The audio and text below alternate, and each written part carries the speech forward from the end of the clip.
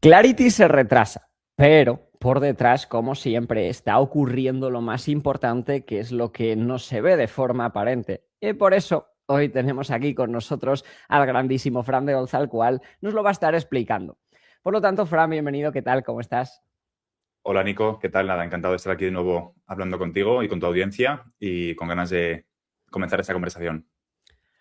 Bueno, ya sabemos aquí todos, punto que vamos a abordar en los siguientes minutos dentro de esta misma charla, todo lo referente a la Clarity Act, pero desde otro ángulo un poco diferente a lo que solemos ver en este canal, ya que con Fran siempre nos gusta ver el ángulo que no es el seguido en los medios o no es lo que se ve, sino que obviamente si Clarity se ha retrasado de entrada hasta septiembre, pues lo normal es que sea por algún motivo. Vamos a tratar de desgranar ese motivo. Uno de ellos es lo que, por lo que hemos mantenido en las conversaciones anteriores, tanto Frank como yo, es el tema del carry trade con el yen. Estados Unidos en la última semana ha comprado, o por lo menos se ha visto una nota de Scott Bessent, el secretario del Tesoro, de comprar entre 5 y 10 billones de dólares de yenes, en este caso lo han hecho con euros, la última compra. ¿Qué es esto que está ocurriendo con el carry trade? ¿Cómo puede afectar a las criptomonedas? Si nos puedes poner un poco en contexto. Pues muy buenos puntos. A ver, está todo sospechosamente sincronizado, ¿no? Lo hemos comentado muchas veces. El carry trade, para el que no lo sepa, es simplemente el mecanismo más grande que ha habido en las últimas décadas de inyección de liquidez en general, todos los activos. Para explicarlo de una forma sencilla, coges yenes prestados y luego eso lo cambias y lo inviertes en otros sectores, en bolsa, en oro, en cripto.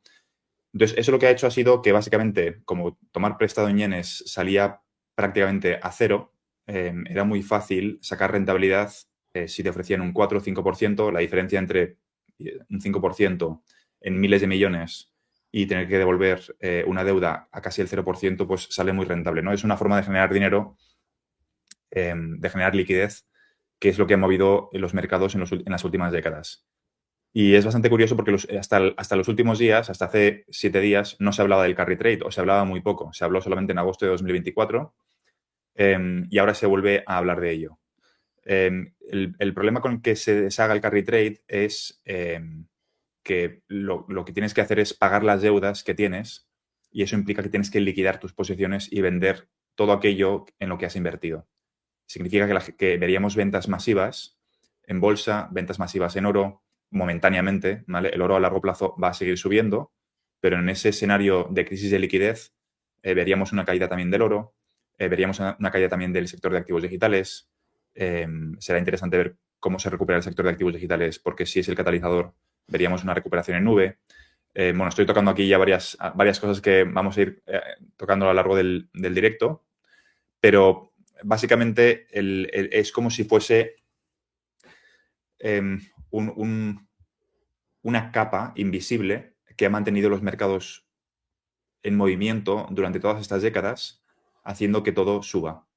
Y hay distintos catalizadores, o sea, no hay un único catalizador, puede haber distintos catalizadores, pero lo importante es que cualquiera de esos catalizadores puede hacer que el carry trade deje de ser atractivo. Y una intervención del gobierno, porque es lo que venimos viendo. Si cualquiera que mire el gráfico del dólar contra el yen ve cómo el yen constantemente está perdiendo valor y el gobierno de Estados Unidos o la Reserva Federal, ya bien sea el Tesoro o la Fed, hace alguna estrategia para volver a meter el yen en rango. No podría ser porque esto es aparentemente de forma controlada, pero ¿no podría ser que esto se solucione simplemente con una inyección masiva de liquidez nueva por parte de la Reserva Federal? Sí, podría ser, podría, pero no solucionar el problema de fondo, ¿no? Es ¿Cuál es el decir, problema de fondo? lo que comentamos en el último vídeo, que es la metáfora de las sillas musicales, ¿no? La metáfora de las sillas musicales, que es que no hay, o sea, en realidad el dinero fluye de una forma muy lenta y al fluir de una forma muy lenta y al ser la base del sistema financiero los bonos, este colateral, en cuanto se deshaga el carry trade, este colateral podría ver cómo se evalúa, cómo la calidad del colateral se evalúa. Con lo cual, no solamente estamos hablando de una crisis de liquidez, sino que estoy de acuerdo con tu pregunta, con tu reflexión, podrían imprimir, pero dependiendo de la gravedad de la crisis de liquidez, puede ser no solamente una crisis de liquidez, sino una crisis de solvencia. ¿Vale? Donde los balances, al final, los bonos, que son la base de la pirámide financiera, los bonos se rehipotecan muchísimas veces, 20, 50 veces. Entonces, ¿eso qué significa? Significa que en cuanto vemos ese pico en la rentabilidad, significa que esos bonos valen menos, por eso pagan más, y al valer menos, el colateral baja. Con lo cual, estoy de acuerdo con tu tesis, siempre y cuando no entremos en una crisis de solvencia. Si entramos en una crisis de solvencia, es una doble crisis, una crisis de liquidez y una crisis de solvencia. Y ahí es donde hace falta nuevo colateral, ¿no? Que es mi tesis, que es que el Banco Internacional de Pagos en algún momento declarará a XRP un Tier 1 Asset, colateral pristino, por así decirlo, un colateral sólido a la altura del oro y los bonos, y esa caída en la valoración de los bonos de Estados Unidos, esa reducción del valor nominal, hace que obliga a una intervención excepcional donde se incorporan activos digitales como colateral. Eso se ha relacionado también con los movimientos que ha hecho Japón. Entonces, contestando tu pregunta, va a depender del nivel de gravedad de la crisis. Es decir, si es una crisis parecida a las anteriores, puedes poner un parche y seguir como hasta ahora y dar un balonazo al futuro y esperar 5 años como ocurrió en el año 2020. Pero si es una crisis de bonos, ya es otro problema. Yo lo veo así, por poner mi granito de arena, dar un poco mi mapa, el mental que tengo yo sobre todo esto.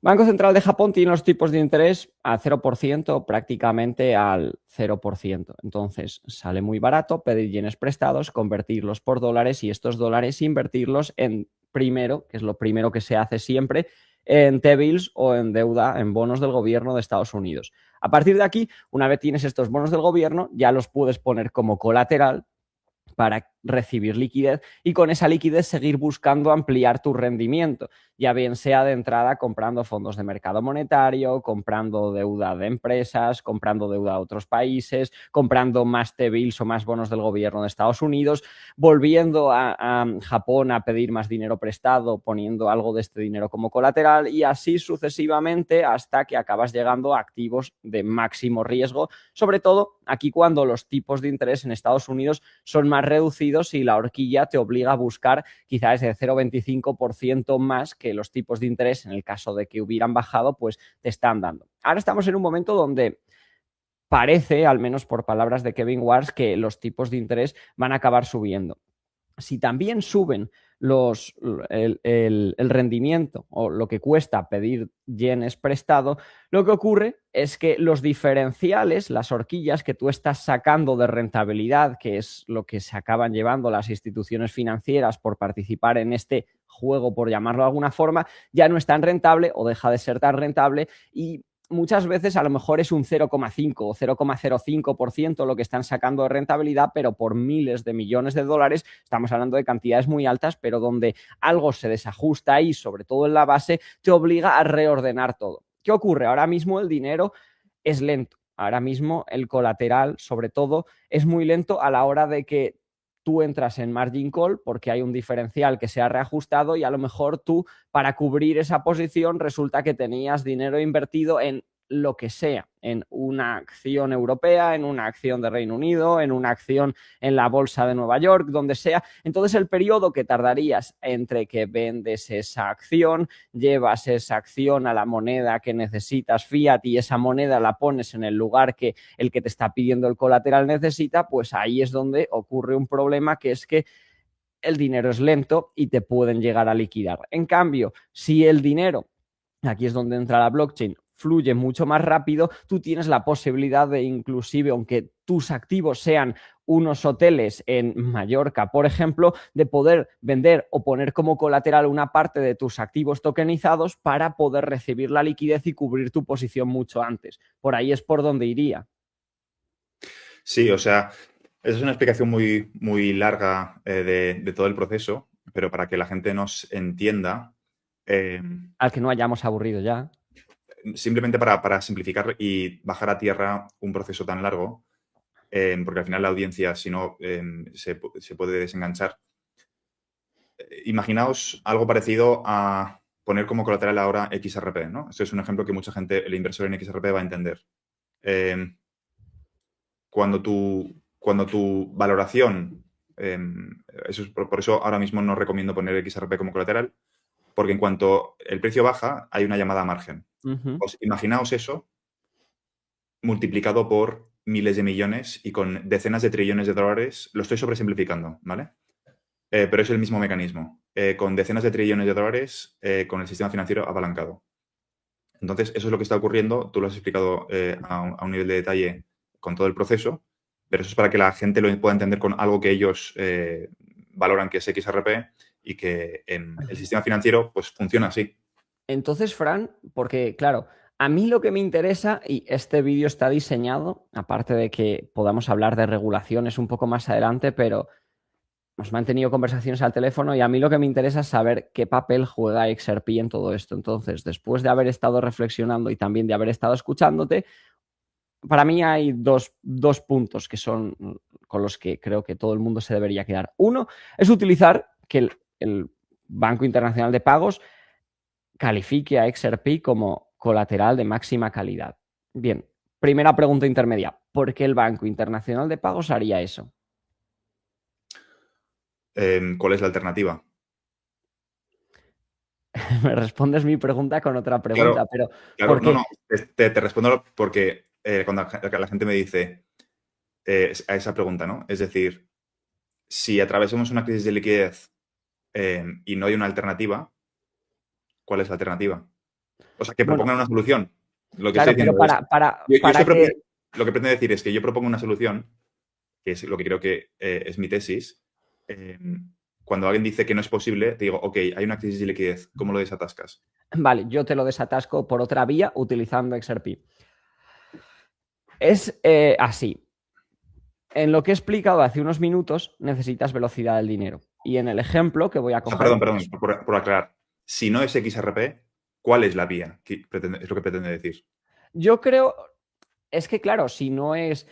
Creo que XRP tiene un papel ahí, pero la vía para desatascar la velocidad del dinero, XRP juega un punto puede jugar un punto importante, pero requiere, o sea, no creo que sea como colateral por la volatilidad que tiene, porque al final, o sea, un activo que tiene una volatilidad la cual en un año puede subirte un 200%, un 300% o te puede bajar un 80%, realmente a cualquier institución financiera que esté poniendo, ya sea XRP, Bitcoin, Ethereum, Solana, XLM, la criptomoneda que sea, hoy por hoy con la volatilidad que tienen un problema. De hecho, por eso los productos financieros que mayor calidad tienen para ser utilizados como colateral normalmente son los bonos del gobierno de Estados Unidos, que tienen un haircut que te dan el 99,9% prácticamente de lo que tú estás depositando, porque la volatilidad es muy reducida y porque tiene al gobierno de Estados Unidos detrás. Pero el punto, Estás claro, dando por no, supuesto que va a ser volátil siempre. ¿cómo? Que con esa tesis estás dando por supuesto que va a ser volátil siempre. Es decir, los propios reguladores han considerado a XRP y a XLM monedas estables en su propia regulación, ¿no? En sus Sí, propios el Banco statements. Mundial tiene un documento de hace unos años. Por eso. Es decir, los reguladores no ven a XRP, o sea, nosotros seguimos pensando en esos activos como activos retail, ¿no? Pero los reguladores no ven a esos activos como activos que fluctúan, sino los ven como infraestructura. La pregunta es, ¿qué tendría que ocurrir para que, contestando a tu pregunta, me has dicho, el problema es la volatilidad? Yo pregunto a la audiencia, ¿qué tendría que ocurrir para que ese activo deje de ser volátil? Yo lo puedo contestar. Sí, sí, contesta, contesta. Luego no quiero que se me pase que tengo la otra cara de la moneda de cómo XRP puede funcionar dentro del carry trade, bien, que quiero comentarlo y quiero que lo podamos comentar, pero para que un activo como XRP no sea volátil y mantenga un rango de precios o mantenga un precio fijo, necesitas, igual que con una stablecoin, ¿por qué USDC es estable? Porque tiene a Circle detrás, la cual siempre va a estar dispuesto a comprar un USDC por $1 y a vender un USDC por $1. Por lo tanto, siempre que haya una entidad dispuesta a comprar y a vender en el mismo precio, ese activo lo mantienes en el precio. Y luego hay otros entes que son los arbitrajistas que cuando hay un depeg de unos céntimos entre un exchange y otro, pues lo van regulando y ellos van sacando una rentabilidad aquí. Vale, pero para que XRP, vamos a poner un precio de, me lo invento, de $20. Puede ser más, puede ser menos, solo estoy poniendo un ejemplo. Para que XRP se mantenga en $20 y no fluctúe ni para arriba ni para abajo, tiene que haber un ente dispuesto a comprar todo el XRP que se quiera vender a mercado en los $20 o entre 18 y 22. Exacto. Esto obviamente creo que lo mantuvimos en una conversación. Sería pasar a hacer que un activo como XRP pudiera ser algo así como los tipos de interés que según el volumen que se quisiera mover por él pudiera aumentar o reducir su valor, igual que los tipos de interés según el momento pueden aumentar y esto cambia ciertos aspectos dentro de la economía que tiene un efecto cascada o pueden disminuir y esto cambia ciertos aspectos en la economía y tiene un aspecto cascada, pues sería que algún ente pudiera regular dónde se necesita que esté el precio de XRP. Y tendría que haber tendría que, si no, lo que ocurre es que si no hay una demanda real de uso, lo que corre el riesgo es de acabar convirtiéndose en un SGR, en lo que ha sido hasta ahora el SGR que no ha tenido uso real en el sector privado, ¿no? El derecho especial de giro. Sí.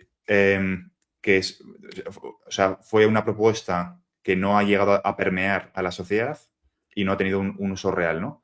Entonces, para evitar que eso ocurra, tendría que permear de forma real. ¿Eso qué significa? En mi idioma o en mi esquema mental, eso significa que una institución como la TTCC tendría que estar utilizando de forma real ese activo para liquidar y que tenga ciertos volúmenes y que haya sustancia, ¿no? Es decir, que si no simplemente digan, oye, aquí hay una cañería abierta, podéis pasar. No. La cañería tiene que tener agua.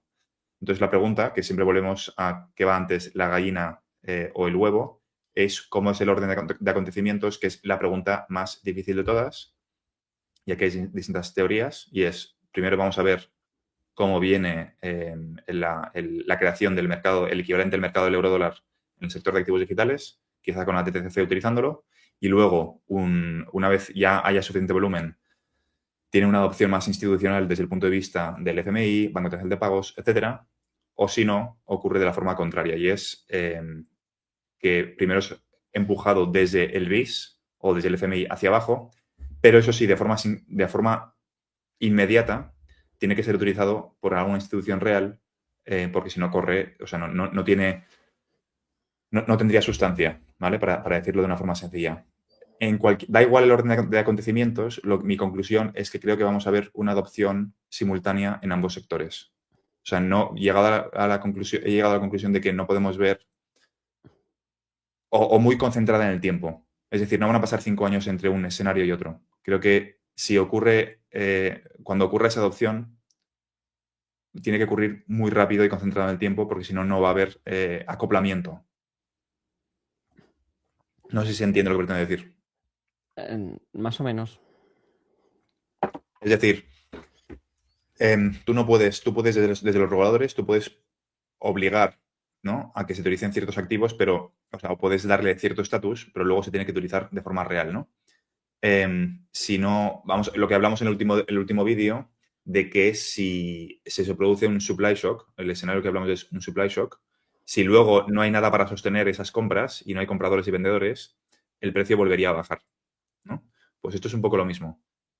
La cañería, el diámetro de la cañería se tiene que mantener a esa cifra porque hay un volumen real empujando, haciendo presión hacia afuera de las cañerías para que el diámetro no se empequeñezca. No sé si me explico. Sí, yo llego a la conclusión de que realmente quien puede mantener el precio, o sea, igual me falta información, pero después de poder hablar con muchas personas diferentes que trabajan en el ámbito de activos digitales o en el ámbito financiero, he llegado a la conclusión de que, no digo que vaya a pasar, pero que teóricamente la única o una de las pocas entidades que podría realmente conseguir que el precio de un activo digital como XRP se mantuviera en una cifra X y no bajara realmente, sobre todo si la cifra es elevada, sería la Reserva Federal. Porque si te supones que de repente hay un supply shock o de repente el precio de XRP mañana te despiertas y vale $20, bueno, tú sabes igual que yo que hay quien no vendería nada y hay quien iría corriendo y lo vendería todo. Entonces necesitas un ente dispuesta a tragarse todas esas ventas a ese precio y que no lo hagan bajar. Y un ente dispuesta a hacer eso, en este caso podría ser, o que se me ocurre a mí, podría ser la Reserva Federal. Obviamente aquí estamos hablando de un tema muy complejo y un tema de que realmente tenemos información a medias. Tenemos que mentalmente hacer el resto de las piezas del puzzle. Bueno, es que yo creo que XRP no solamente va a servir como mecanismo de liquidación, sino que parte va a servir como mecanismo de liquidación y parte va a servir como colateral. Entonces, incluso puedes pedir, o sea, incluso parte de las compras se podría ejecutar poniendo como garantía parte del escrow, ¿no? Es decir, pero bueno, esto ya es irnos muy al futuro. Déjame Yo creo que explicar una pequeña cosa que era lo que yo pensaba y donde realmente, sin teorizar tanto, creo que tiene sentido, bastante sentido, XRP dentro del carry trade. Cuando el carry trade se empieza a desacelerar, necesitas sobre todo nuevos compradores de deuda del gobierno de Estados Unidos. Ese es un punto y es un problema para Estados Unidos y es por eso que Estados Unidos, siendo Japón el mayor comprador de su deuda, se está metiendo en tratar de rescatar de alguna forma al yen y que este no se devalúe increíblemente. Entonces, teníamos al jugador que le estaban llamando a margen, pues cualquier día, a cualquier hora, ya bien sea un jueves a las 3 de la noche o el sábado a las 7 de la tarde, en momentos donde muchas veces es bastante complicado, o da igual, un martes a las 2 de la tarde, es bastante complicado poder tener la liquidez de forma unificada y acceder a ella. Tú eres una empresa o eres una entidad financiera y hay veces que sí tú tienes dinero, sí tú tienes liquidez, pero no la tienes a veces en la moneda que te hace falta o en el lugar que te hace falta en el momento correcto. Entonces, en el tiempo que tú tardas en traspasar una moneda determinada, un activo determinado a donde lo necesitas, te han liquidado y eso genera ese justamente efecto cascada. Y diráis, oh, se está generando este efecto cascada porque no hay liquidez. Bueno, realmente sí había liquidez, pero a X empresa no le dio tiempo real a mover esa liquidez. Entonces, claro, la blockchain hace precisamente con las stablecoins que mover la liquidez de un lado a otro sea mucho más rápido. También barato, pero sobre todo aquí me importa la rapidez. Pero puse un ejemplo antes que era la entidad que tenía un hotel en Mallorca. Esta entidad, a lo mejor porque se ha sobreinvertido, no tiene cash, no tiene efectivo en determinado momento, o lo tiene, pero no lo quiere tocar, pero prefiere utilizar una parte poniendo como colateral de su hotel en Mallorca. Entonces tú como entidad, en segundos, cosa que ahora podría tardarte hasta una semana, puedes tener tu hotel tokenizado, poner un 10% de tu hotel tokenizado como colateral en algún protocolo o en alguna institución, recibir la liquidez en la moneda que tú quieres y poner exactamente esa moneda como garantías que te estaban pidiendo para las llamadas a margen para que no se deshaga todo referente al carry trade. Y ahí es donde el papel de XRP conocemos que es, o lo que siempre se ha dicho, que es la moneda puente mundial. ¿Se acabará llegando a ser la moneda puente mundial? Eso hoy por hoy no lo sé, pero es una de las narrativas que XRP ha tenido, pero sabemos que Ripple tiene un producto específicamente diseñado para que XRP juegue un papel como moneda intermedio para convertir valor. Entonces, cuando tú quieras convertir el valor de tu activo tokenizado a la moneda que sea que necesitas, ya bien sean dólares tokenizados, ya bien sea USDC, RL, USD, JP Morgan Coin, yenes tokenizados, libras tokenizadas, el activo que sea, pues ahí XRP juega precisamente el papel importante para darle velocidad al dinero y a todos los, para darle velocidad al valor, para que el valor pueda estar exactamente en el lugar donde tiene que estar en el momento que tiene que estar. Y ahí creo que es donde XRP sí podría jugar un papel importante para que el carry trade no suponga una crisis bestial de liquidez. Sí, muy de acuerdo. Es la tesis principal. Yo diría que como coletilla, como comentario a lo que has dicho, una parte va a servir como colateral, ¿no? De hecho, yo creo que hemos visto en Japón en los últimos meses, han cambiado la clasificación de XRP y ha dejado de ser un instrumento de pago para ser un instrumento financiero. Y eso significa, desde mi punto de vista, que no solamente quieren que sea un mecanismo de pago, sino que quieren que sea colateral. De hecho, si no me equivoco, el Banco Internacional de Pagos debería a estas alturas haber reclasificado ya ciertos activos y no lo ha hecho, activos digitales, no lo ha hecho todavía. Un timing bastante curioso. Con lo ¿Hablas del cual, ratio de riesgo? sí. Y bueno, va a ser interesante. Yo creo que Tienen una reunión, yo también, no a diario, pero todas las semanas, al menos una vez, siempre entro y busco a ver si ha habido algún avance con el tema del ratio de riesgo, porque en el último año han ido ocurriendo avances donde se ha cambiado la Junta de Gobernadores, se ha dicho que se está trabajando en ello, porque diferentes instituciones pidieron que bajara del 1.250 al 56, que entiendo que es de lo que estás hablando tú ahora mismo, ¿no? bueno, yo estoy hablando de este anuncio que llegará, puede ser un anuncio diferente si atravesamos una crisis de liquidez. Tiene una reunión en septiembre. Creo que es el 20 y pico de septiembre, tiene una reunión. Ahora no recuerdo en qué Y país, Clarity ha pero. sido retrasada a septiembre también, ¿no? ¿Eh? Y Clarity ha sido retrasada a septiembre también, ¿no? Bueno. Sí, pero claro, aquí metiendo Clarity en el asunto, desde que Clarity se aprueba hasta que entra en vigor pasa un tiempo. Tengo entendido que hay una cláusula dentro de la ley que dice que no va a pasar un año hasta que entre en vigor, sino 30 días. Pero claro. Bueno, en el caso justo al inversor en XRP le da igual. Es decir, yo creo que todo el mundo está bastante preocupado con la ley Clarity. Justo los inversores, todo el sufrimiento que pasaron los inversores en XRP durante el pleito, ahora es una ventaja frente al resto, ¿no? Es cierto que XRP no es el único activo, hay más activos, pero sí que es verdad que es el único que tiene a un juez diciendo que no es un security y que ya tiene todos los checks a nivel regulatorio, ¿no? Con esa ventaja competitiva que tiene Ripple con todas las licencias que tiene a nivel internacional. Con lo cual, bastante curioso el timing de retrasar Clarity, que sería poner como una cadena muy pesada al resto de proyectos para que en caso de que atravesemos una crisis de liquidez, pues los bancos tengan preferencia a adoptar, bancos centrales, bancos comerciales, casas de compensación, adoptar algunos activos o algún activo que sí que tenga certeza regulatoria versus otros proyectos. Parece casi diseñado, ¿no? Va a ser interesante, pero yo sí que creo que el carry trade a estas alturas ya se va, o sea, nos vamos a enfrentar a ese escenario de cómo se deshace el carry trade, sencillamente porque Hormuz lleva cerrado desde el 28 de febrero, con lo cual podemos vivir bajo los efectos de una anestesia momentánea, pero eso va a acabar impactando y cuando impacte, yo creo que tiene una solución preparada de antemano y es forzar la migración hacia tecnologías de contabilidad distribuida para aumentar lo que has dicho tú, ¿no? Aumentar la velocidad del dinero. Estás trayendo que la utilidad realmente ya no. Pero yo siempre he pensado que hasta ahora cripto se ha movido por especulación. Bien, por especulación en base a unos factores los cuales podían estar más o menos acertados.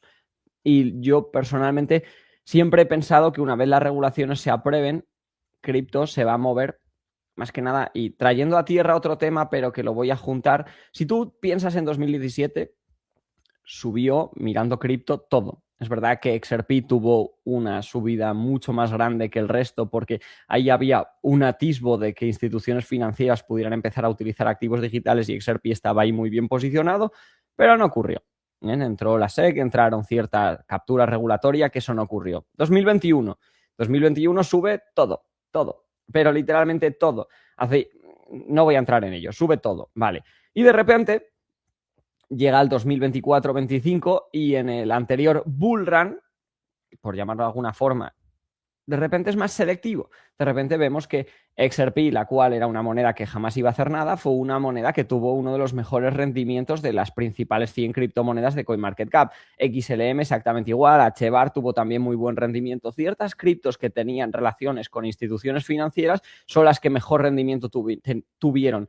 Por lo tanto, yo creo que ahora la siguiente subida que pudiéramos llegar a tener puede ser que sea por la utilidad, pero a mi parecer veo más que será será una subida especulativa por la expectativa de la utilidad, sin estar la utilidad todavía en juego. Como se expecta que haya utilidad de determinadas criptos, que esto ya será increíblemente mucho más selectivo, habrá una subida, pero impulsada precisamente por la especulación y no tanto por la utilidad. Es decir, el escenario que hemos comentado antes, donde una entidad fije un precio determinado para XRP, no lo termino de ver, igual, y ojalá me equivoque, pero no lo termino de ver de cara a septiembre, octubre o de cara a este 2026. Sí, yo creo que estamos de acuerdo en esa parte, es decir, de acuerdo en la parte en la que va a haber una subida, aún queda una subida, y esa subida ocurriría solamente si la ley Clarity es aprobada, ¿no? Si la ley Clarity es aprobada, creo, o la lógica hace pensar que va a haber muchísimo más apetito por parte de inversores institucionales. Muchos de ellos ya tienen exposición, pero muchos otros aún no, ¿no? Con lo cual podemos ver esa subida de los activos centrados en utilidad meramente especulativa, pero aún quedaría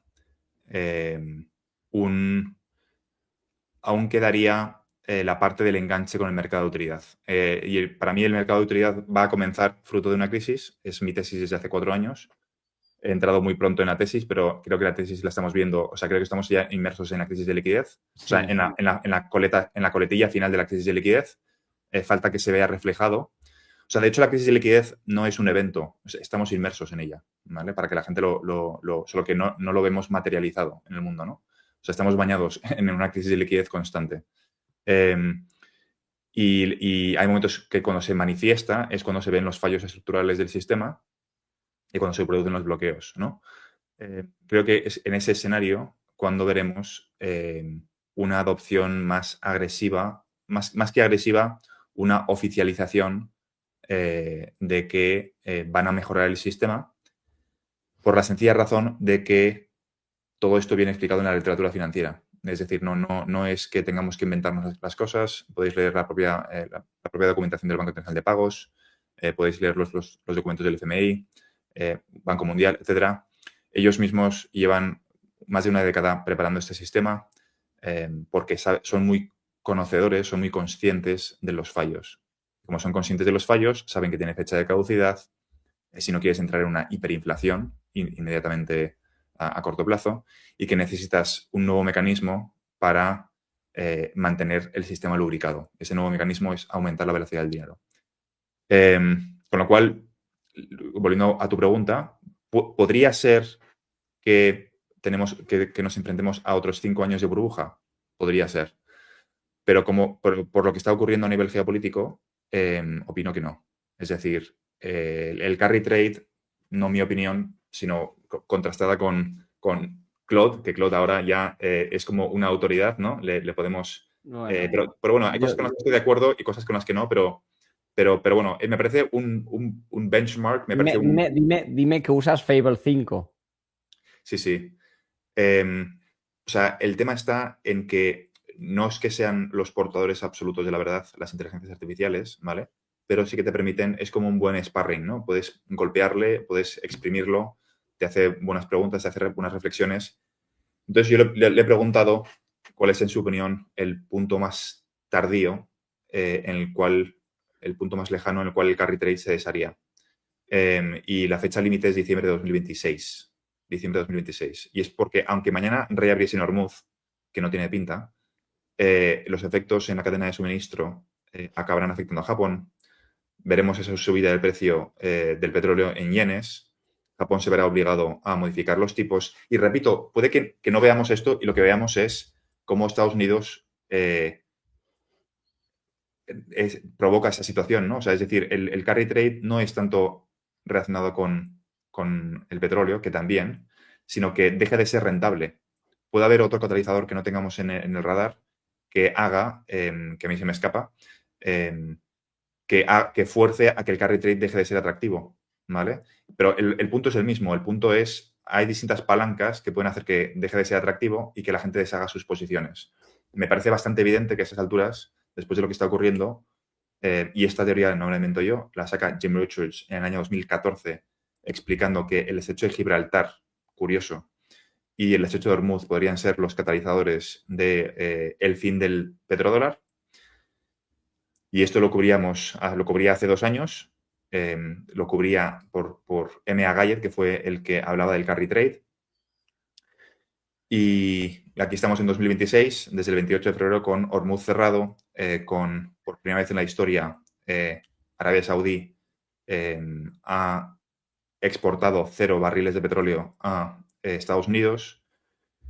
Y la pregunta es cómo continúa el sistema, ¿no? O sea, cómo continúa esta crisis, que desde mi punto de vista está diseñada para acelerar esta transición. Yo ya no pienso en términos de años, pienso en términos de trimestres, 5 años.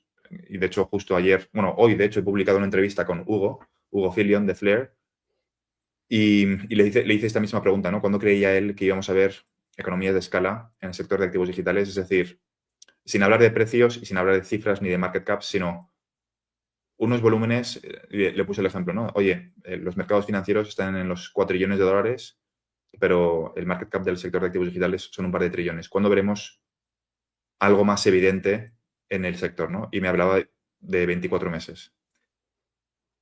Si no hay una crisis de liquidez de por medio, ¿no? Con lo cual, no estamos hablando de 5 años para ver un mercado de utilidad, aunque lógicamente si has entrado hace poco, tu expectativa de inversión tiene que ser mínimo 5 años. Si no te conviertes en trader, cosa que no tiene nada de malo, pero para que lo sepas si estás viendo este vídeo, estas tesis de inversión en infraestructura son mucho más largoplacistas y consiste simplemente en hacer una cosa que es comprar, esperar y dejar que el mercado decida por ti, que los mercados financieros decidan los precios, ¿no? O sea, yo al menos no estoy comprando y vendiendo, ni estoy haciendo trading, estoy simplemente dejando que los mercados y la regulación decidan si la tesis es correcta o no, que yo creo que sí, y que el precio justo lo decida el mercado, ¿no? No nosotros en un vídeo diciendo, creo que va a llegar a esta cifra o creo que va a llegar a esta otra, ¿no?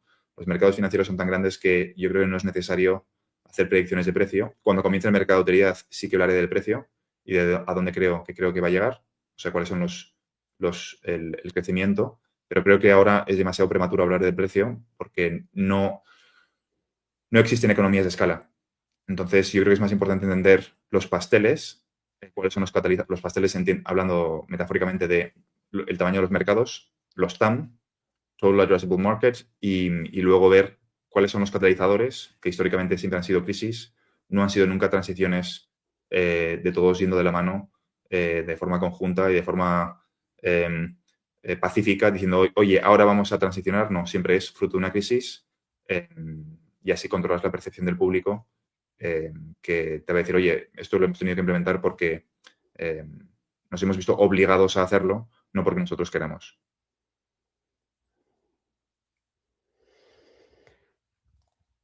Clarity. Bueno, yo te lo dije ya muchas veces, ¿no? De hecho, le pregunté a Hugo esta misma pregunta y yo lo llevo diciendo mucho tiempo. Clarity es como el nuevo pleito de Ripple contra Ripple, ¿no? Que el Como me árbol... gustan a mí esas cosas, ¿eh? Yo puse atención al pleito, pero no puse demasiada atención al pleito, puse atención a todo lo que ocurría alrededor, ¿no? Y con la ley Clarity es un poco lo mismo.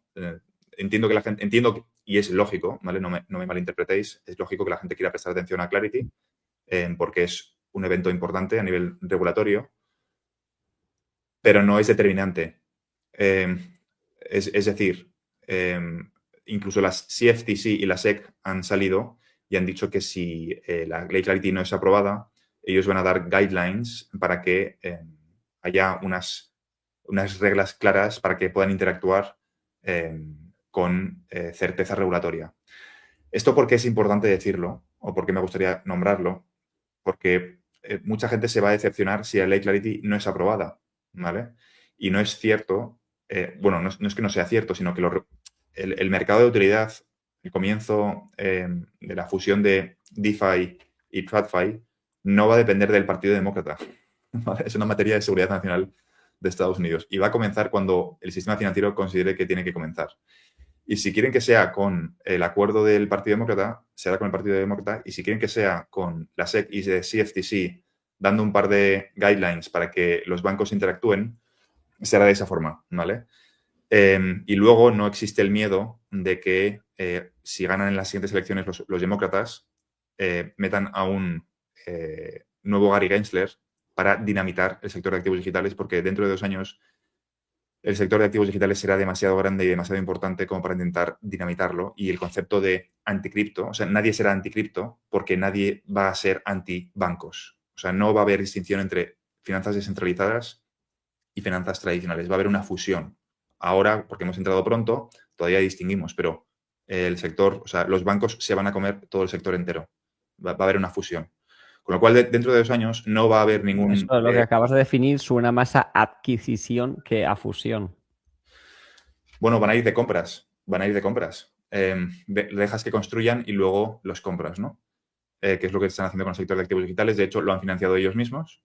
Ellos son los que han usado capital de del propio sistema financiero y de otros circuitos y lo van a implementar. Es decir, no es que vayamos a ver, o sea, lo que vamos a ver es unas finanzas descentralizadas donde va a haber responsables, ¿vale? Porque el problema que hay ahora con las finanzas descentralizadas es que la gente está muy, muy de acuerdo con el tema de los DAOs, de que no hay nadie responsable, ¿no? O sea, tú no puedes tener economías de escala con el sistema financiero si no hay accountability, si no hay alguien al que puedas decir, oye, tú eres el responsable de esto. Entonces, ¿van a ser finanzas centralizadas? Sí. Cualquier Bitcoin Maxi te va a decir que no, que todo lo que no sea Bitcoin no es descentralizado, Bueno, pero los eso lo Bitcoin entendemos. Maxi ya quedaron atrás. Llegamos a este punto. Se Yo quedaron todavía me sigo encontrando por ahí alguno que en sigue fin. siendo obsoleto. En cualquier caso, no va a haber, o sea, lo digo para que si se aprueba, oye, muy bien, Ley Clarity aprobada, genial, podemos avanzar. En caso de que no se apruebe la Ley Clarity, yo creo que es importante que los inversores en XRP sepan, o los que van a estar viendo este vídeo, sepan que no cambia nada, ¿vale? No va a depender el mercado de utilidad o las economías de escala de estos activos de un puñado de demócratas, y si quieren que sea así, será así. No veo una mala noticia específicamente para XRP el hecho de que Clarity no se apruebe, incluso... Pero el precio sí, o sea, es curioso, yo tampoco veo que sea una mala noticia porque al final el futuro de XRP no creo que lo determinen 7 demócratas, ni 10 ni 15, 100, pero es curioso como, aunque sea a corto plazo, el precio de XRP sí está reaccionando mal por el retraso de Clarity. Y en una crisis de liquidez también reaccionará mal. Es decir, si nos enfrentamos a la bolsa corrigiendo, a la gente vendiendo oro y todo el mundo repatriando su dinero para liquidar deudas, todo se va a comportar de forma negativa. ¿Significa que me voy a dejar algo de liquidez para comprar cuando XRP baje? No. Creo que no, o sea, porque el razonamiento lógico después de esta pregunta es pensar, oye, pues me espero que XRP baje más para seguir comprando. En el escenario de crisis de liquidez sistémica de la cual te hablo yo, donde los bonos se verían afectados y donde hay una bajada de colateral, Tether sufre un DPEG porque Tether está respaldado supuestamente por Treasuries. Eso habrá que ver si es así o no. Y veríamos una congelación de todos los mecanismos, de todos los rieles de pago, sobre todo minoristas, con lo cual no vas a poder comprar. O sea, igual ves a XRP a 0,10 y no lo puedes comprar. Con lo cual no animo a la gente a pensar, oye, como creo que XRP va a bajar a 0,50, 0,40 o a 0,70, me voy a esperar a bajar. En este escenario de crisis de liquidez sistémica de la cual hablo yo, Bueno, ¿te no vas a acuerdas tener del posibilidad flash de crash comprar. del 10 de octubre? Exacto. Nadie pudo comprar XRP a $1 en ese momento. Bueno, inversores institucionales sí, retail no.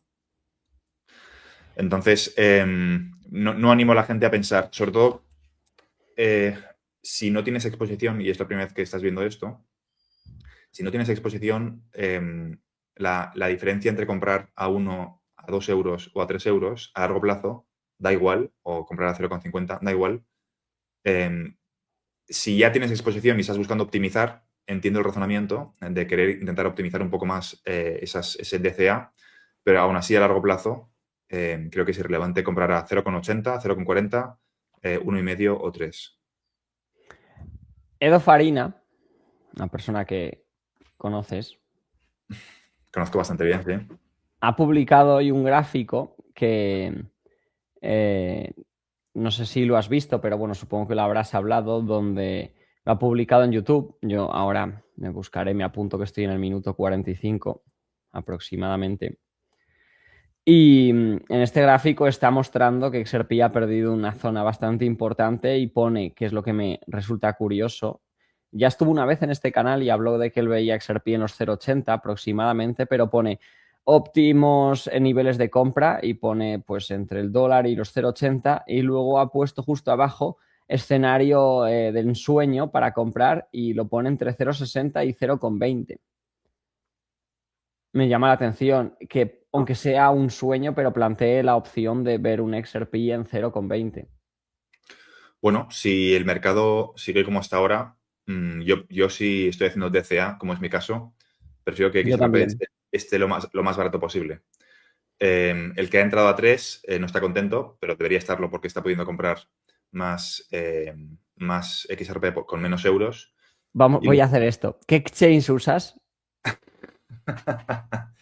No me caso con nadie, utilizo varios, pero ahora mismo en general estoy utilizando Bitbabo. Igual que yo, si vosotros también queréis utilizar Bitbabo, os dejo el enlace para registraros en la descripción del vídeo. Muy bueno. Buena cuña publicitaria. Sí, ha Eh, quedado perfecta, ¿sabes? No estaba prevista. no estaba previsto, no estaba previsto. Oriol, Oriol, esto cuesta dinero, ¿eh? Exacto, exacto. Hace valer. Y pues, quiero decir, a 0,30, si lo vemos, será una bendición. Los que estaban a 0,30 ya han visto cómo subía de 0,30 a 1, de 1 a 2 y de 2 a 3, volverían a comprar. Y yo creo que manteniendo la perspectiva a largo plazo, es cuestión de esperar, hacer DCA y seguir con la tesis.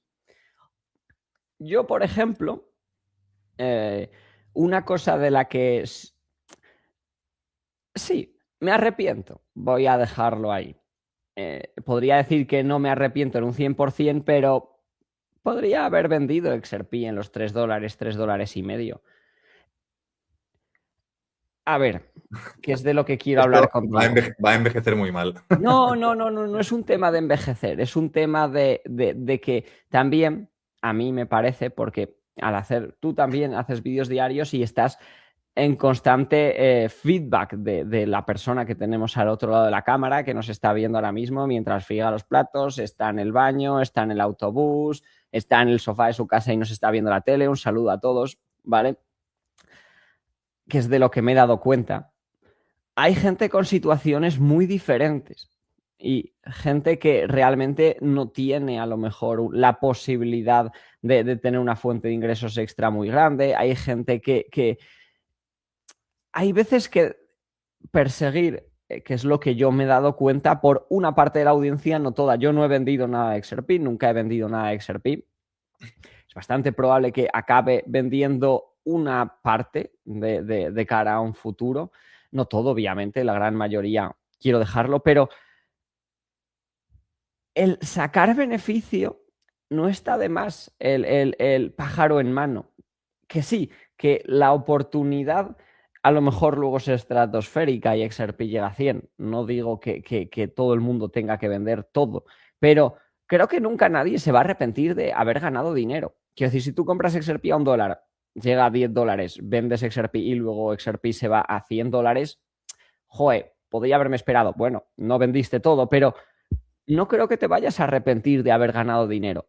Pero sí creo que te puedes llegar a arrepentir porque el tiempo, aunque XRP en el 2028 esté, y lo invento, en $15, el tiempo también es un coste de oportunidad, que es lo que yo veo en las personas y lo que yo veo en la gente. Entonces, el de si estás ganando dinero y tú confías en este proyecto y confías en esta tesis y en esta narrativa, confía, pero no tengas miedo en sacar algo de profit, aunque sea de lo que tú has invertido, para estar más tranquilo, porque tú has visto, hay muchos inversores de XRP, una minoría son los que entienden lo que tú dices, entienden lo que yo digo. Bien, son una minoría, no son ni la mitad, pero hay otros que lo pasan mal. Son personas que a lo mejor no tienen la misma experiencia financiera, no tienen educación financiera, han llegado aquí porque un compañero suyo del trabajo les ha recomendado nuestros vídeos, han visto que tiene sentido lo que decimos, que tiene lógica y de repente se han puesto a invertir, muchos ganaron dinero, a lo mejor uno invirtió en 0,50, 10.000 dólares, de repente se vio con 60.000 y ahora se ve con 20.000 y piensa,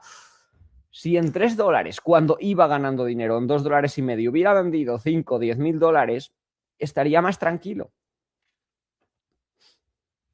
No estoy de acuerdo. A una persona que invirtió en Bitcoin a 3 dólares, ¿crees que se arrepintió si vendió a 15? Claro, es muy Sí, fácil. no estoy diciendo que XRP vaya a... No hablo de Lo predicciones de sé, lo sé, precios, lo sé. No ¿vale? está, vale, lo dejo Hablo claro. porque No la estamos gente... prediciendo de precios, estamos hablando de otra cosa. Por favor, aunque digamos los Es precios que decir, sea a continuación, no nos obliguéis a estar justificándonos. Estos son exacto. escenarios hipotéticos. Es Dale. decir, cuando hablamos del arrepentimiento, ¿vale? El arrepentimiento va en todos los sentidos. No va en nadie se arrepiente de recoger profits. Conozco a mucha gente, créeme, mucha gente, y esto no aplica al sector de activos digitales, aplica a muchas otras áreas de la vida. Gente que vende un activo por necesidades inmediatas de liquidez. Si tú necesitas liquidez ahora, tu problema es otro es un problema diferente. Claro, Tienes un claro, problema, claro. tienes un Por eso problema he de... dicho, Sí, por eso he dicho al principio que lo he dejado claro. Hay una parte de nuestra audiencia, y diría yo que es la gran mayoría, que no tiene una educación financiera. o sea, Lo he dejado claro. si tú ahora lo que tienes es una necesidad de liquidez, porque eh, tienes unos ingresos ilimitados o no están los ingresos en los que en los que te gustaría estar, eh, o tienes una situación económica complicada, ¿vale? Liquidar un activo para convertirlo en un pasivo nunca está justificado. Ni con XRP a 3 céntimos, ni a 30 céntimos, ni a 3 euros. ¿Vale? Eso es un problema de personal del inversor. O sea, que no entiende que como regla nunca debes liquidar un activo para convertirlo en un pasivo. Y si necesitas vender XRP para pagarte un viaje o para liquidar deudas o para... que yo entiendo que en algunos escenarios la situación económica puede ser complicada, ¿no? Claro, estoy Pero dirigiéndome es que ese es a ese perfil, pero ese es es que un ese abanico. perfil es un 70% de la gente que nos sigue. Pues ese es un abanico de escenarios que hay que limitar. Es decir, como regla, nunca conviertas un activo en un pasivo. Si vas a convertir el activo en otro activo, eso es otro tema. Oye, voy a vender XRP porque compré un montón a 0,30 y quiero comprar un piso para alquilar el piso y generar un flujo de caja. A mí es exactamente lo que me pasa. Yo cuando estaba en 3,60 hubiera podido vender una parte y comprarme una casa. Eso es Y una cosa. tendría ahora, seguramente con la liquidez que he ido generando, podría tener los mismos XRPs que tenía en ese momento por la bajada y encima tener una casa. Con con ese porcentaje que te planteabas vender, si vamos a imaginar, y por favor no toméis esto como una tesis de inversión, ni como predicción de precio, sí como tesis de inversión, pero no como una predicción de precio, ¿crees que te arrepentirías si XRP... ¿Arrepentirías? No, ¿crees que te arrepentirías? Ostras, ya no sé ni hablar castellano. ¿Crees que si XRP llega a No, di 15 la palabra. ¿Crees que si XRP llega a 15 dólares, tendrías la misma estrategia? ¿Venderías un porcentaje ahora a 3 dólares? Porque ese mismo porcentaje, si No, llega a 15, ahora a a 3 15, dólares ya, con el momento en el que estamos, yo ya no vendería. Pero si XRP lo veo en 15 dólares, arrepentirías. Ahora me ha salido. arrepentirías. Ahora ya me ha quedado me arrepentiría. No, no es. Da igual. No, ahora me has dejado. No, no es arrepentirías. Sí, sí, es eso. Lo hemos dicho bien. En cualquier caso, vamos a centrarnos. Si estuvieran 15 dólares, yo vendería una parte. Vale, Pero pero Pero o sea, con esa parte directamente la invertiría en el sector inmobiliario. Pero te Porque arrepentirías de haberlo vendido a 3, es lo que pretende decir. bueno, o sea, que quiero decir, si yo Y por lo en tanto, el y por lo tanto, tu 2025 tesis de no arrepentirte, porque tomar beneficios nadie se arrepiente, de arrepentirme. exacto, no estarías contento con esa decisión. Entonces, por eso creo que es Pero importante que... claro que estaría, o sea, que quiero decir, yo en el 2025, XRP lo vendo en los $3 y con lo que vendo, que no me habría hecho falta vender la mitad, pero con lo que vendo, yo me compro un piso y ese piso lo pongo en alquiler y sé que tengo una... Vale, es que claro, depende mucho de la situación. Yo, por ejemplo, todavía no tengo mi primera propiedad inmobiliaria mía, pero yo todavía no tengo. Entonces, para mí, una prioridad muy grande es hacerme con mi primera propiedad inmobiliaria. Aparte de con el dinero que yo voy ahorrando y que voy generando con mi trabajo, que es crear contenido, también una parte que me da un boost es cuando suben las criptos. Y si yo ese boost lo aprovecho, imagínate que yo en 2025 hice eso, yo luego con toda esta bajada, con el dinero que voy ganando, que he seguido metiendo en XRP, sobre todo que estoy acumulando bastante más fuerte en los últimos 2, 3 meses, habría vuelto a la cantidad que tenía y tendría mi casa. Pero No me voy a arrepentir nunca de decir, tu tengo mi casa casa. alquilada, tu casa para vivir tú dentro o tu casa No, para... yo hoy por hoy no voy a comprar una casa para vivir yo dentro, Sería porque eso una no casa le para veo alquilar. ningún sentido. Prefiero seguir viviendo de alquiler porque yo ahora vivo en Andorra, pero a lo mejor en 3 años me voy a vivir a cualquier otro sitio. Vale. En líneas generales, o sea, y lo que pretendo decir es, si me estás diciendo que gran parte de tu No audiencia, vendería mi XRP para comprarme un coche, no vendería mi XRP para irme de viaje, no lo vendería para comprarme ropa, no lo vendería para dejar la liquidez ahí muerta de asco sin saber qué hacer, solo lo vendería porque tengo muy claro lo que querría hacer con ese XRP. Ya bien sea, en este caso, comprar una propiedad inmobiliaria, pero también podría ser montar una empresa, también podría ser crear una infraestructura de algo, invertir en algún proyecto, por ejemplo, yo qué sé. y la revalorización del piso sería igual de exponencial que potencialmente XRP. No, pero tendría mi piso, me sentiría más tranquilo. Entiendo tu punto. A mí también me gustaría explicar, ya sabes que soy un poco celoso de mi intimidad, no cuento todo lo que... Entiendo tu punto, pero Claro, en mi pero caso, igual que entiendes mi punto, que es decir, ahora lo estás viendo en mí, pero esto que me pasa a mí le pasa a muchos otros. Cada uno sí, tiene, por eso vengo a traer cada uno tiene su situación y tiene que actuar acorde a su situación. yo solo pretendo transmitir una idea y es que pensar que por tomar profits nunca te vas a arrepentir no es cierto, ¿vale? Tú tienes que escoger dos dolores. Tienes que escoger el dolor de enfrentarte a tener paciencia o enfrentarte al dolor de haber vendido antes de tiempo. Y vas a enfrentarte a uno de esos dos dolores. Escoge qué dolor prefieres tener, el dolor de la paciencia o el dolor de haber vendido antes de tiempo. Por eso digo que al final las inversiones, desde mi punto de vista, son mucho más sencillas, o al menos mi perfil. Es una tesis de inversión mucho más sencilla y es, tú lo que estás haciendo es comprar parte de una autopista, ¿vale? Y esa autopista va a tener peajes. Y tú lo que vas a hacer es recibir una parte proporcional de los coches y los camiones y los trenes y esa infraestructura de transporte. Vas a recibir un porcentaje en formato de peaje, con una rentabilidad con esos activos. Vender un porcentaje de una... Imagínate que eres propietario de la AP7. Imagínate vender parte de la AP7 donde partes aún había peajes antes de que hubiese la explosión que ha habido con el transporte terrestre con los automóviles, ¿no? Cuando se construyó, pues lógicamente no me acuerdo ahora qué década de los... no me acuerdo ahora qué década se construyó la P7, pero bueno, imagínate haber vendido justo poco después de haber... y que, porque estás pensando en, oye, ya era el propietario del terreno, me han construido una parcela o me han expropiado y en vez de pagarme me han dado parte de las acciones, ¿no? Es evidente que con el paso de los años eso ha ido generando un flujo de caja y que es muy valioso. Pues imagínate algo más importante incluso que una autopista, que son los rieles financieros que van a generar un flujo de caja con algo tan grande como son los mercados financieros.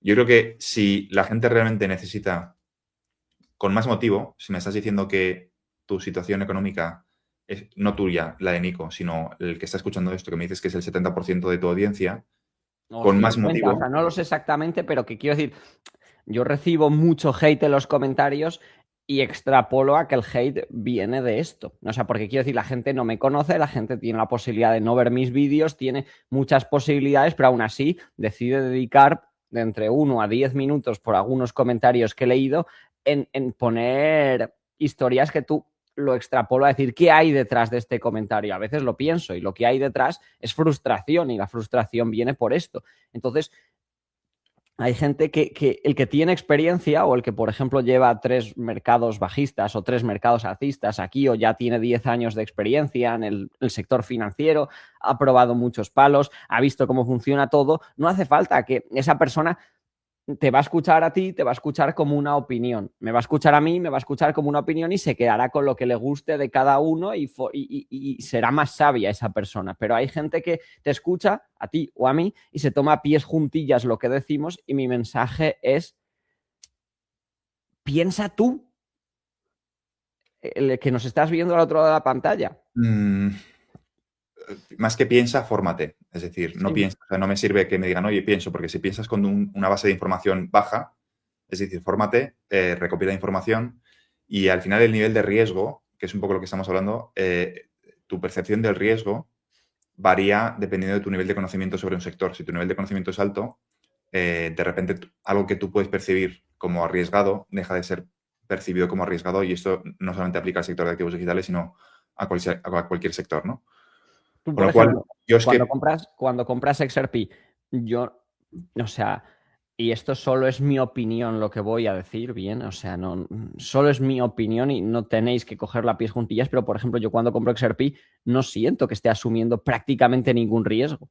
O sea, es como, bueno, sí, tengo el riesgo de la volatilidad a corto plazo, de que puede bajar de aquí a un mes, 2 meses, 3 meses, el tiempo que sea, pero te, llevo una tranquilidad bestial. cada euro que supere los 100.000 euros en zona económica europea, en Estados Unidos, a partir de 250.000 euros, cada euro extra corre el riesgo de dejar de existir y de dejar de estar disponible para ti. Es decir, el riesgo está en tener tu patrimonio a partir de ciertas cantidades. En el caso europeo, si tienes más de 100.000 euros en una cuenta corriente, el riesgo está en tenerlo en euros, en primer lugar, por la devaluación en dólares, y en segundo lugar, porque puede que no tengas acceso porque no está asegurado. Es decir, dicho de otra forma, es legal que los bancos se queden con tu dinero a partir de 100.000 euros, ¿no? Está asegurado hasta 100.000. Con lo cual, para mí, cada vez que tengo excedente de liquidez que no me es necesaria, lo reinvierto.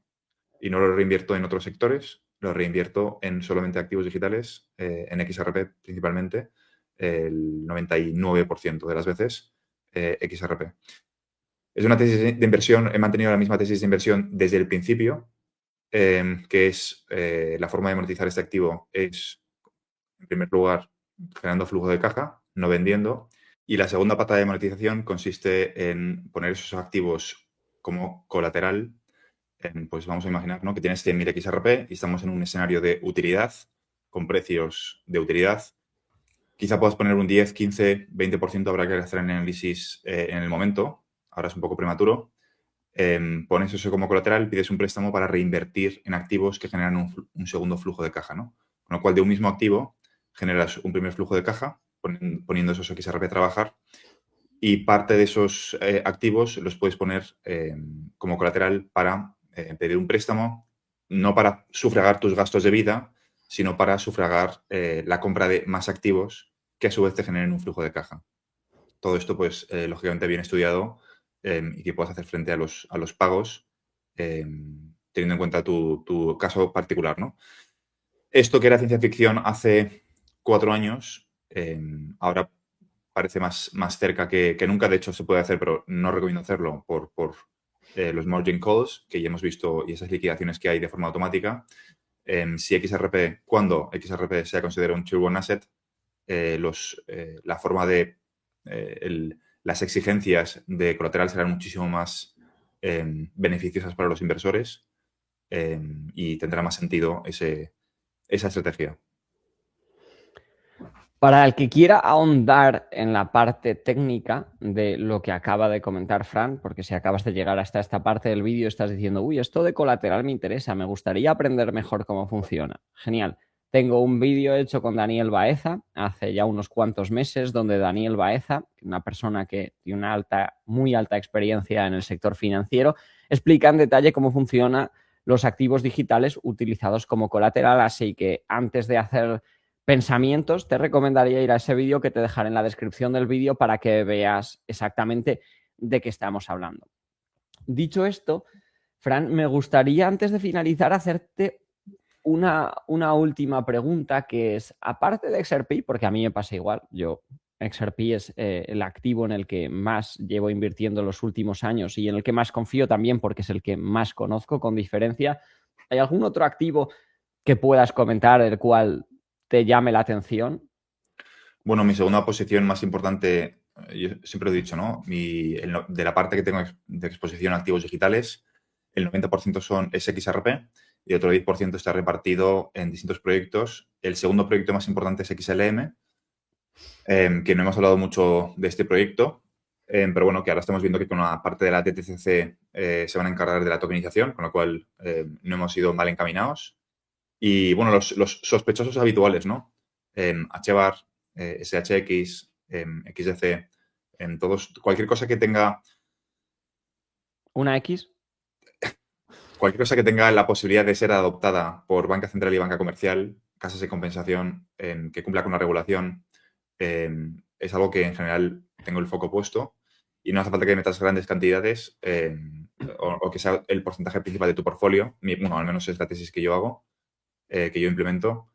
Es una buena forma, o sea, yo creo que el criterio ahora, o lo que me gustaría transmitir es que el criterio ahora tiene que estar más centrado en la parte de pagos y regulación, más que en la parte de derrocar el sistema financiero, que es lo que te están vendiendo, pues, por desgracia, aún muchísimos creadores de contenido, divulgadores, analistas, más centrados en Bitcoin, que creen que van a derrocar el sistema, y yo creo que estamos más bien en la fase contraria, ¿no? Estoy de acuerdo contigo, tengo todas las criptomonedas que has dicho, tengo que sumarle Bitcoin, la cual en mi caso representa, a veces es la primera, a veces la segunda, en función a las fluctuaciones que tengan en el precio. Bien, pregunta, últimamente Bitcoin es más la segunda. No, pregunta no. Yo te quería comentar un activo que no es una criptomoneda, el cual últimamente estoy comprando y me gusta, lo entiendo. Resulta que justo es una acción que entiendo perfectamente su modelo de negocio, su funcionamiento. A ver si adivinas, ¿qué acción estoy comprando?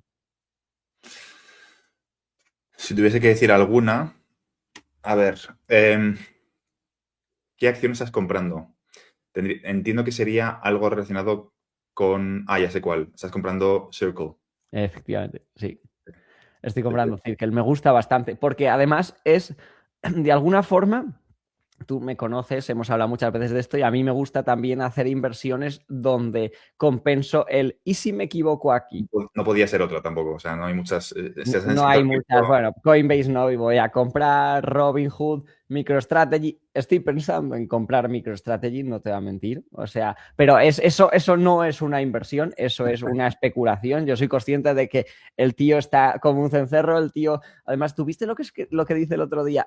A mí me hizo mucha gracia. Dice, el primero dice, yo nunca voy a vender Bitcoin, ¿vale? Luego vendes 32 Bitcoins, luego consigues que tu junta directiva te permita vender una cantidad desmesurada de Bitcoin. Por cierto, Bitcoin que has comprado en los $100.000, eso es el genio que compra caro y vende barato, ¿vale? Y luego saca un tuit el otro día y dice, es que yo cuando dije que no vendería Bitcoin nunca me refería a nivel personal y no a mi empresa, la cual yo gestiono, me refería a mí. Venga, tío. Pero bueno, es verdad que como especulación en un mercado, como he dicho antes, el cual yo espero que sea la especulación de una expectativa de utilidad donde Bitcoin pueda llegar a los 140, 135, 150 mil dólares, pues MicroStrategy desde estos puntos podría tener una revalorización pues bastante importante. Luego ya viene todo el aspecto de que es una inversión de MicroStrategy y si la llego a hacer donde sé que es cara o cruz y eso puede petar en cualquier momento y no voy a decir, ¡oh, no me lo esperaba, madre mía! Yo, alguien que ha sido condenado por manipulación contable, no lo tocaría ni con un palo. No metería prácticamente nada, pero esto, quiero dejar claro, no es una inversión, es una apuesta. Eso es una apuesta tal cual porque, bueno, me llama la atención. No metería mucho dinero, no lo he hecho, no lo he empezado a hacer, igual que decir que ya estoy comprando. Además, tuvimos la ventaja de OUSG, creo que era OUSG, la que sacaron el consorcio de 50 empresas financieras diferentes que tiró mucho para abajo el precio de Circle, pero además Circle está muy metida en el tema de la inteligencia artificial, los 80% de los pagos se hacen con USDC, y bueno, era comentarlo. Nunca habíamos comentado esto. Sí, o sea, yo ahora mismo la bolsa, es verdad que tiene sentido comprar Circle por Ahora Fran está pensando, oportunidad. tengo que comprar Circle, nota No, mental. no voy a tener, de hecho lo que iba a decir es que no voy a entrar, o sea, la bolsa ahora me parece que no es un buen punto de entrada, creo que estamos cerca de ver una corrección. Es cierto que pensaba que esa corrección vendría antes, pero han perpetuado la burbuja mucho más de lo que yo creía que era posible, igual que otros muchos analistas. No creo que la bolsa sea un buen punto de entrada ahora, creo que en líneas generales la oportunidad está más bien en el sector de activos digitales y no tanto en la bolsa. Pero yo cuando invierto en Circle, yo lo hago pensando en el desarrollo de USDC. USDC es una moneda estable la cual ya tiene su propia ley aprobada para que se lancen, o sea, los pagos o sea, ya tiene todo operativo para que USDC funcione. Es una moneda que cada vez tiene más capitalización de mercado y cada vez va a ir absorbiendo más junto con RLUSD lo de Tether. Lo que pasa es que en Ripple no tengo la opción de invertir, sino en Ripple muy posiblemente invertiría. Tendría que mirar unas cuantas cosas, pero me llamaría bastante la atención. Bueno, Fran, dejamos aquí la sesión. Yo creo que sí, nos hemos pasado en la hora establecida, pero bueno, bien pasada la hora y bien invertida. Y nada, lo dicho, de nuevo, gracias por traerme al canal. A ti por venir. Encantado de conectar con tu audiencia, espero que lo hayáis disfrutado y nos veremos próximamente. Yo es una de las charlas que más he disfrutado de tener contigo. Me lo he pasado bien, se me ha pasado a mí volando personalmente. Espero que... Bueno, solo ya lo sabéis, pero Fran también tiene su canal de YouTube que está linkado directamente al propio vídeo. Si pulsáis justo aquí abajo en los loguitos, os dará la opción de suscribiros a su canal y la verdad que os lo recomiendo a todos. Hace contenido impresionante. Y nada, si os ha gustado el vídeo, os ha aportado valor, os ha entretenido y os ha dejado sobre todo como inversores de criptomonedas y de XRP un poco más tranquilos y un poco más sabiendo que el conocimiento es poder y es tranquilidad, un buen like se agradece y como siempre nos vemos mañana en el siguiente vídeo. Adiós. Hasta luego. Ahora esta parte sabes que la suelo dejar. Sí, ya sé que suelo dejarla esperando alguna reacción off the record.